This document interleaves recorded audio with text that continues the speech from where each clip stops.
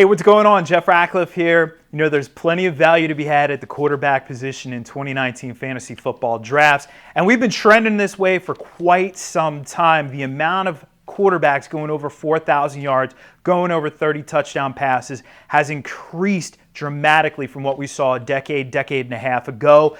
But you know what we didn't see is that in home leagues, you know, they haven't caught up to that trend. Well, that sort of changed over the last couple seasons. You're not seeing as many quarterbacks go as early as they used to in home leagues, but they still go a little bit earlier. Now, I don't think we should be prioritizing quarterbacks earlier in our drafts. In fact, there's so much value to be had late that what I prefer to do is what I call a safe and upside approach at the position.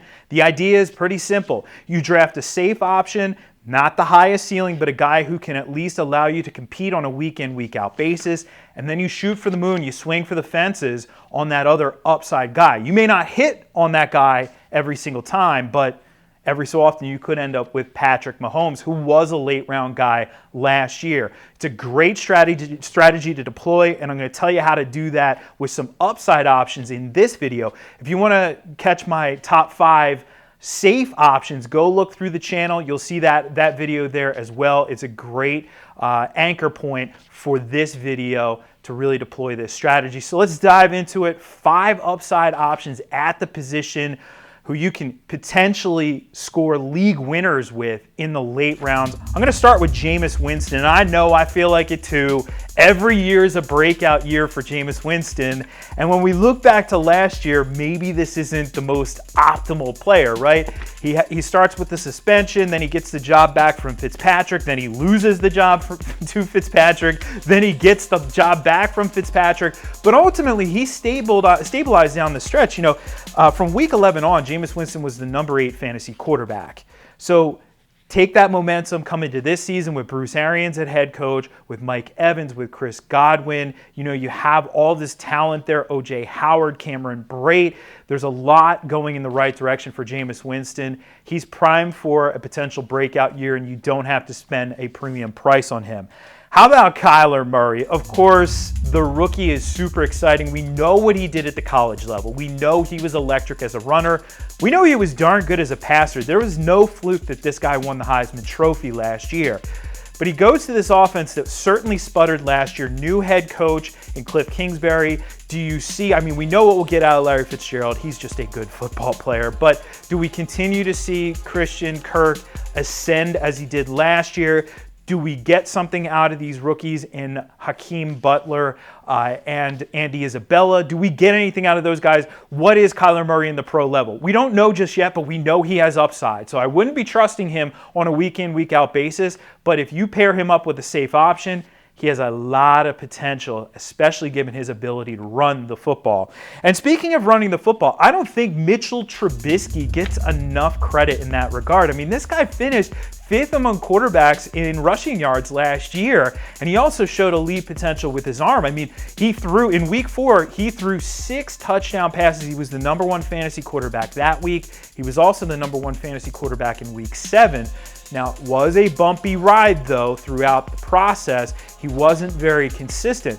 But you get another year in Matt Nagy's offense. You have receiving talent there in Allen Robinson, Taylor Gabriel, and Anthony Miller. You know, there's a lot of surrounding potential. And they bring in a pass-catching or 3-down back in David Montgomery who can do some stuff as a pass catcher along with Tariq Cohen.